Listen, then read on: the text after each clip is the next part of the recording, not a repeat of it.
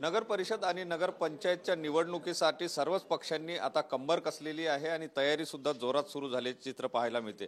आपण सध्या शिवसेना शिंदे गटाच्या कार्यालयामध्ये आहो आणि या ठिकाणी जर आपण बघितलं तर कृपाल तुमाने यांच्या कार्यालयामध्ये उमेदवारी जे इच्छुक उमेदवार आहेत त्यांची मोठ्या प्रमाणात गर्दी झाल्याचं चित्र आपल्याला पाहायला मिळते।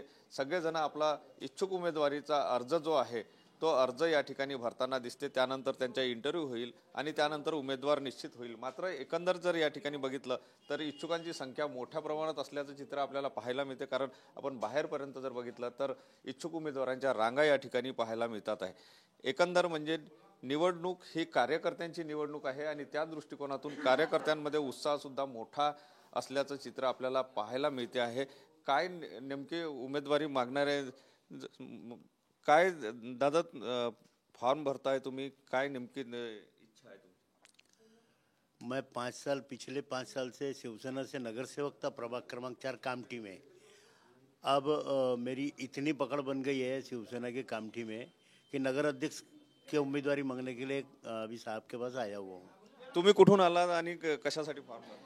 नमस्कार, माझं नाव उमेश भोकरे, राहणार वाडेपुरा मोंडा कामठी, समाजसेवक कामठी।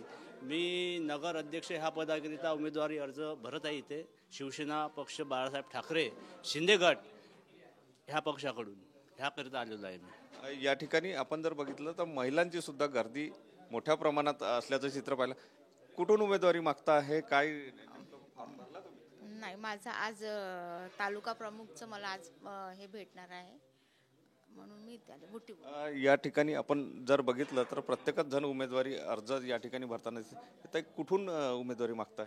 मी बहादुरा ग्रामपंचायत नगर पंचायत बहादुरा। काय तयारी झालेली आहे?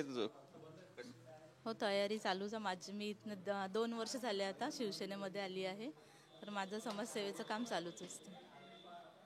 एकंदर म्हणजे जे इच्छुक उमेदवार आहेत त्यांची तयारी जी आहे ती या ठिकाणी पाहायला मिळते। प्रत्येकजण आपला अर्ज भरून कार्यालयामध्ये देताना दिसते आहे। एकंदर म्हणजे स्थानिक स्वराज्य संस्थांच्या निवडणुकीच्या दृष्टीने आता रणसिंग जे आहे ते फुंकलेलं आहे आणि प्रत्येकच पक्षाने या संदर्भातली तयारी जी आहे ती मोठ्या प्रमाणात सुरू केल्याचं चित्र पाहायला मिळते आहे। कॅमेरामन साईसह सुनील ढगे, TV9 मराठी, नागपूर।